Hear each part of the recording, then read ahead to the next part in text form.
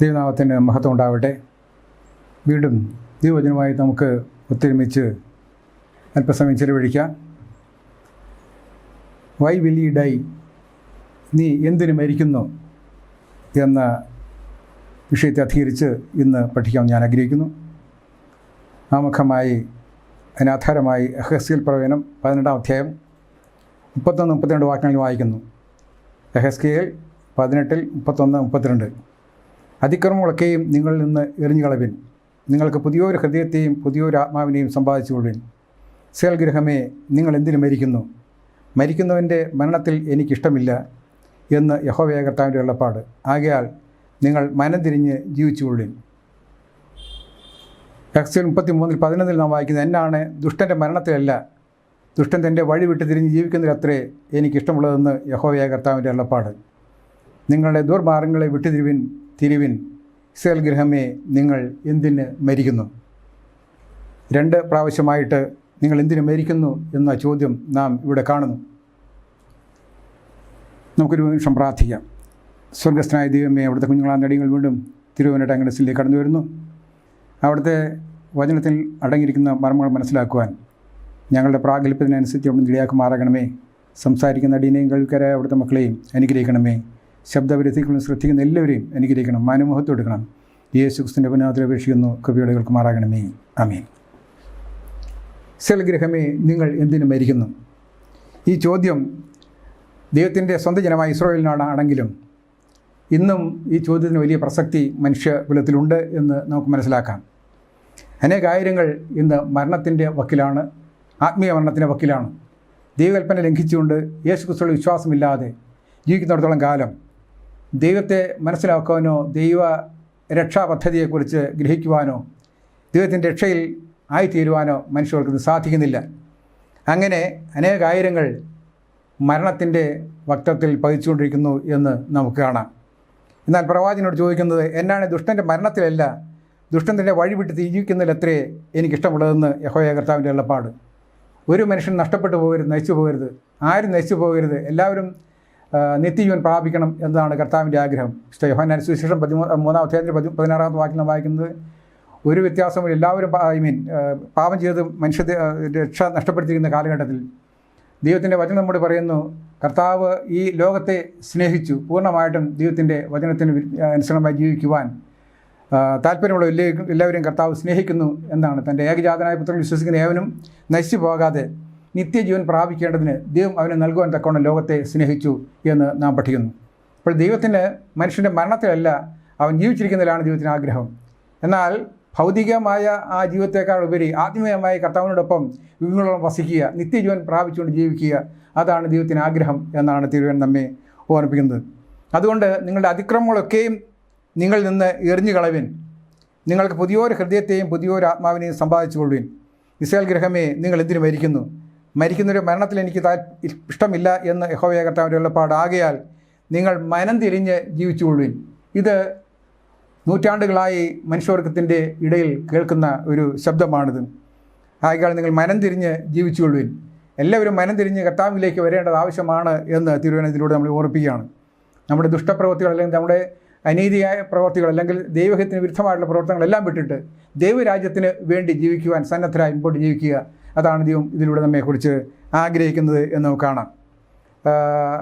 യോഹന്നാൻ സുവിശേഷം 5-ാം 26-ാം വാക്യം വായിക്കുമ്പോൾ, പിതാവിന് തന്നെ ജീവനുള്ളതുപോലെ അവൻ പുത്രനും തന്നെ ജീവനുള്ളവനാകുമാറ് വരം നൽകിയിരിക്കുന്നു എന്ന് നമ്മൾ വായിക്കുന്നു.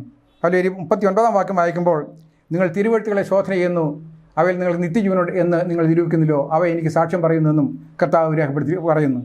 അപ്പോൾ കർത്താവിന് യേശു ക്രിസ്തുവിൽ നിത്യജീവനുണ്ട് എന്ന് തിരുവനന്തപുരം ഓർപ്പിക്കുകയാണ്. ഇവിടെ നമുക്ക് മനസ്സിലാക്കേണ്ട ഒരു കാര്യം, there is life in Christ for all. എല്ലാവർക്കും, കർത്താവിൽ എല്ലാവർക്കും ജീവനുണ്ട്, നിത്യജീവനുണ്ട് എന്നാണ് കർത്താവ് ഇവിടെ അരുളി ചെയ്തിരിക്കുന്നത്. അതുകൊണ്ട് നാം ആ നിത്യജീവൻ പ്രാപിക്കുവാൻ എന്ത് ചെയ്യണമെന്നുള്ളതിനെക്കുറിച്ച് ആണ് പ്രവാചകൻ നമ്മോട് പറഞ്ഞത്. നിങ്ങളുടെ അതിക്രമങ്ങളെയും നിങ്ങൾ എറിഞ്ഞു കളഞ്ഞിട്ട് നിങ്ങൾക്ക് പുതിയൊരു ഹൃദയത്തെയും പുതിയൊരു ആത്മാവിനെയും സമ്പാദിച്ചു കൊള്ളുവിൻ. ഈ നിർദ്ദേശമാണ് നമുക്ക് നൽകിയിരിക്കുന്നത്. ഇസ്രായേൽ ഗൃഹമേ, നിങ്ങൾ എന്തിനു മരിക്കുന്നു?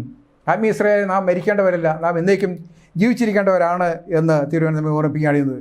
അതുകൊണ്ട് നിങ്ങൾ മനം തിരിഞ്ഞ് കർത്താവിനോട് ചേരുക, നിങ്ങളുടെ ദുഷ്പ്രവർത്തികളൊക്കെ വിട്ടുതിരിവിൻ. എന്ന് ആവർത്തിച്ച് തിരുവനന്തപുരം നമ്മെ ഓർമ്മിപ്പിക്കുന്നു. രണ്ടാമത്, God is giving to all. നിത്യജീവൻ ദൈവം എല്ലാവർക്കും നൽകുന്നു എന്ന് അവിടെ വായിക്കുന്നു. ദൈവം അത് എല്ലാവർക്കും നൽകുന്നതാണ് എന്ന് തിരുവനന്തപുരം പഠിക്കുക. റോമാലേഖനം 6:21 വാക്യം നമ്മൾ വായിക്കുമ്പോൾ, പാപത്തിൻ്റെ ശമ്പളം മരണമത്രേ, ദൈവത്തിൻ്റെ കൃപാവരമോ നമ്മുടെ കർത്താവായ യേശു ക്രിസ്തുവിൽ നിത്യജീവൻ തന്നെ.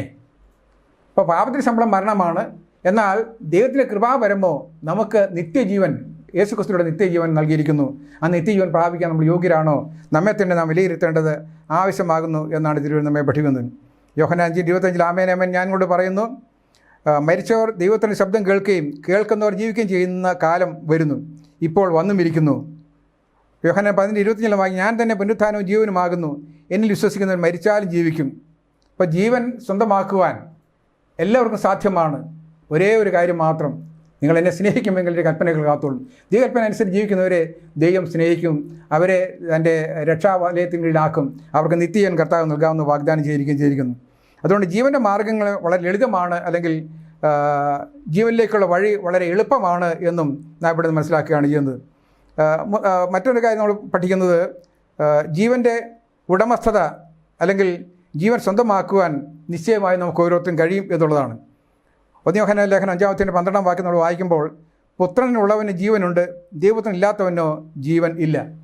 പുത്രനുള്ളവന് ജീവനുണ്ട്. ഇപ്പോൾ കർത്താവിന് യേശു ക്രിസ്തുവിനോട് ചേർന്ന് അവൻ്റെ കൽപ്പന അനുസരിച്ച് ജീവിക്കുകയാണെങ്കിൽ അവന് നിത്യജീവനുണ്ട്. പുത്രനില്ലാത്തവനോ നിത്യജീവനില്ല, അവൻ നശിച്ചു പോകുന്ന ഒരവസ്ഥയിലാണ് എന്ന് തിരുവനന്തപുരം ഓർപ്പിക്കുകയാണ്. അതുകൊണ്ട് കർത്താവിനെ പറയുന്നത്, ഞാൻ എൻ്റെ പിതാവിൻ്റെ കൽപ്പനകൾ പ്രമാണിച്ച് അവൻ്റെ സ്നേഹത്തിൽ വസിക്കുന്നത് പോലെ നിങ്ങളും എൻ്റെ കൽപ്പനകൾ പ്രമാണിച്ചാൽ എൻ്റെ സ്നേഹത്തിൽ വസിക്കും. ഇപ്പോൾ കർത്താവിൻ്റെ സ്നേഹത്തിൽ വസിക്കുന്നവർക്കാണ് കർത്താവ് നിത്യജീവൻ നൽകാമെന്ന് വാഗ്ദാനം ചെയ്തിരിക്കുന്നത്. ആരും നശിച്ചു പോകണമെന്ന് കർത്താവ് ആഗ്രഹിക്കുന്നില്ല. എല്ലാവരും മാനസാന്തരപ്പെട്ട് ദൈവത്തെങ്കിൽ തിരിയണമെന്നേ കർത്താവിന് ആഗ്രഹമുള്ളൂ.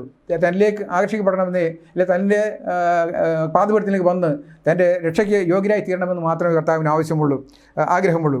എന്നാൽ മനുഷ്യപ്രകൃതി ഞങ്ങൾ അതിൽ നടക്കുകയില്ല, ദൈവത്തിൻ്റെ കൽപ്പനകൾക്ക് അനുസരണമായി ജീവിക്കുകയില്ല എന്നുള്ള തീരുമാനമെടുത്തുകൊണ്ട് ഉള്ള ഒരു അവസ്ഥയാണ് നമ്മൾ കണ്ടുകൊണ്ടിരിക്കുന്നത്.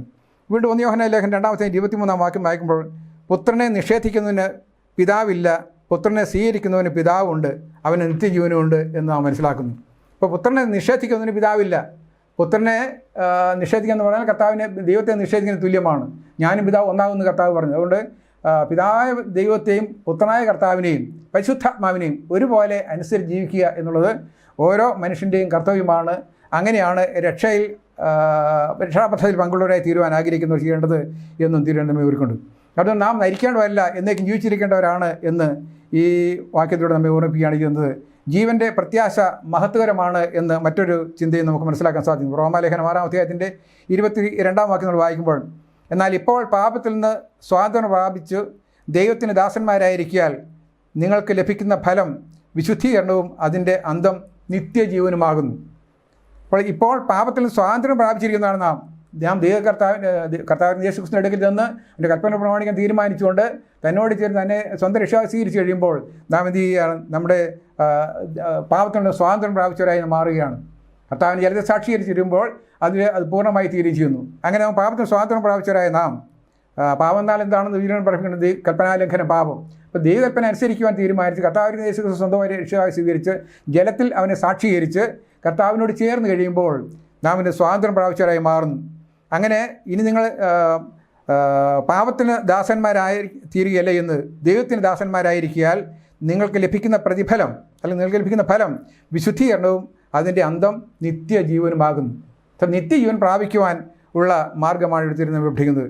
ജീവൻ തിരസ്കരിക്കുന്നത് വിനാശകരമാണ് എന്നും നാം മനസ്സിലാക്കുന്നു. അപ്പോസ്തലരുടെ പ്രവൃത്തികളുടെ പുസ്തകം 14-13 വാക്യത്തിൽ ദൈവവചനം ആദ്യം നിങ്ങളോട് പറയുന്നത് ആവശ്യമായിരുന്നു, എന്നാൽ നിങ്ങൾ അതിനെ തള്ളിക്കളഞ്ഞതുകൊണ്ട് നിത്യജീവന് അയോഗ്യർ എന്ന് വിധിച്ച് കളയുന്നതിനാൽ ഇതാ ഞങ്ങൾ ജാതികളിലേക്ക് തിരിക്കുന്നു. അപ്പോൾ പൗലോസ് അപ്പോസ്തലനും തൻ്റെ കൂടെയുള്ളവരും പറയുകയാണ്, നിങ്ങൾ ദൈവകൽപ്പന ലംഘിച്ച് നിങ്ങൾ നാശത്തിന് യോഗ്യരായി തീരുന്നിരിക്കാൻ ഇനി ഞങ്ങൾ ജാതികളിലേക്ക് തിരികുകയാണ്. യഹൂദന്മാരോട് അല്ലെങ്കിൽ ഇസ്രായേൽ ജനത്തോട് ദൈവം വചനം പറയുന്നതാണ്, ദൈവവചനം ആദ്യം നിങ്ങളോട് പറയുന്ന ആവശ്യമായിരുന്നു, എന്നാൽ നിങ്ങൾ അതിനെ തള്ളിക്കളഞ്ഞിരിക്കുന്നത് കൊണ്ട് നിത്യജീവൻ അയോഗ്യർ എന്ന് വിധിച്ചു കളയുന്നതിനാൽ ഇതാ ഞങ്ങൾ ജാതികളിലേക്ക് തിരിയുന്നു. ഇപ്പോൾ സുവിശേഷം പിന്നീട് ജാതികളിലേക്ക് തിരിഞ്ഞു. സ്തെഫാനസിൻ്റെ കല്ലെറിഞ്ഞതോടുകൂടിയാണ് നാം സഭ ചരിത്രം പഠിക്കുമ്പോൾ മനസ്സിലാക്കാൻ കഴിയുന്നത് സുവിശേഷ ജാതികളിലേക്ക് തിരിഞ്ഞു. യഹൂദന്മാർക്കുണ്ടായിരുന്ന ആ രക്ഷയുടെ പ്രത്യേക അവസരം നിഷേധിക്കപ്പെട്ടു, അല്ലെങ്കിൽ അതോടെ അവസാനിച്ചു.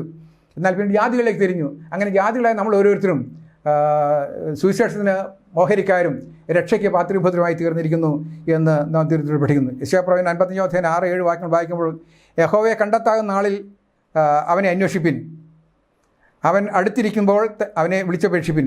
ദുഷ്ടൻ തൻ്റെ വഴികളെ വിട്ടുതിരിയുവിൻ, വഴിയെയും നീതികെട്ടവൻ തൻ്റെ വിചാരങ്ങളെയും ഉപേക്ഷിച്ച് യഹോവെങ്കിലേക്ക് തിരിയട്ടെ. അവനോട് കരുണ കാണിക്കും, നമ്മുടെ ദൈവത്തെങ്കിലേക്ക് തിരിയട്ടെ, അവൻ ധാരാളം ക്ഷമിക്കും. ദൈവത്തിനടുക്കൽ ചെന്നവർ അവൻ്റെ പാപങ്ങളെല്ലാം ക്ഷമിച്ച് കർത്താവ് അവനെ സമ്പൂർണ്ണമായി സ്വീകരിക്കുകയും അവൻ രക്ഷ വാഗ്ദാനം ചെയ്യുകയും ചെയ്തിരിക്കുന്നു എന്ന് നാം ഇവിടുന്ന് പഠിക്കുന്നു. അതുകൊണ്ട് യെഹെസ്കേൽ 18:33 വായിക്കുന്നത്, മരിക്കുന്നവരുടെ മരണത്തിൽ എനിക്കിഷ്ടമില്ല. ദൈവത്തിൻ്റെ മനസ്സ് അതാണ്. മരിക്കുന്ന മരണത്തിൽ ദൈവത്തിന് ഇഷ്ടം. ആരും മരിക്കണം ദൈവം ആഗ്രഹിക്കുന്നത് എല്ലാവരും മാനസാന്തരപ്പെട്ട് ദൈവത്തിലേക്ക് കടന്നു വരണം, രക്ഷയ്ക്കിലേക്ക് കടന്നു വരണം എന്ന് മാത്രമേ ദൈവത്തിന് ആഗ്രഹമുള്ളൂ. അതല്ലാതെ അവൻ മരിച്ചോട്ടെ എന്നുള്ള ചിന്തയല്ല. അതുകൊണ്ടാണ് പ്രവാചകൻ പറയുന്നത്, മരിക്കുന്നവരുടെ മരണത്തിൽ എനിക്ക് ഇഷ്ടമില്ല എന്ന് യഹോവയായ കർത്താവിൻ്റെ അരുളപ്പാട്. ആകയാൽ നിങ്ങൾ മനം തിരിഞ്ഞ് ജീവിച്ചുകൊള്ളുവിൻ. പ്രിയ ദൈവമക്കളെ, നമ്മൾ ഈ കാലഘട്ടത്തിൻ്റെ പ്രത്യേകത മനസ്സിലാക്കി ഈ ദുഷ്ടലോകത്തിൽ നിന്ന് എത്രയും വേഗം മാറ്റപ്പെടുവാൻ ആഗ്രഹിക്കുന്ന ധാരാളം പേരുണ്ട്. അങ്ങനെ ഉണ്ടെങ്കിൽ പോലും ദൈവത്തിൻ്റെ വചനം പറയുകയാണ്, നിങ്ങൾ മനം തിരിഞ്ഞ് ജീവിച്ചുകൊള്ളുവിൻ എന്ന് പറയാൻ നിത്യജീവൻ കരസ്ഥമാക്കിക്കൊണ്ട് എന്നേക്കും ജീവിച്ചുകൊള്ളുവിൻ. നിങ്ങൾ മനം തിരിയുക. യെരമ്യാ പ്രവചനം വായിക്കുന്നത്, ഞാൻ ഈ യഹൂദഗൃഹത്തോട് ജീവനിക്കുന്ന നിയമം ഇങ്ങനെയാകുന്നു, ഞാൻ എൻ്റെ ന്യായപ്രമാണം അവരുടെ ഉള്ളിലാക്കി അവരുടെ ഹൃദയങ്ങൾ എഴുതും, കല്ലായ ഹൃദയത്തിൻ്റെ സ്ഥാനത്ത് മാംസളമായ ഹൃദയം ഞങ്ങൾക്ക് നൽകും. അപ്പോൾ കർത്താവിനെ അനുസരിച്ച് അവൻ്റെ കൽപ്പനക്കനുസരിച്ച് ജീവിക്കുവാൻ തീരുമാനമെടുക്കുന്ന ദൈവത്തിൻ്റെ കുഞ്ഞുങ്ങൾ അവരോട് ദൈവം പറയുകയാണ്, നിങ്ങൾ മനം തിരിഞ്ഞ് എന്നേക്കും ജീവിച്ചുകൊള്ളുവിൻ.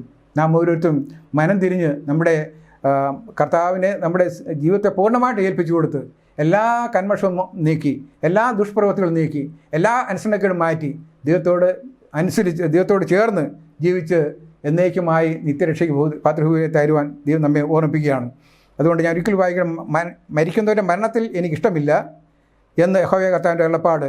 ആകയാൽ നിങ്ങൾ മനം തിരിഞ്ഞ് ജീവിച്ചുകൊള്ളുവിൻ. ദൈവജനമേ, നിങ്ങൾ എന്തിന് മരിക്കുന്നു?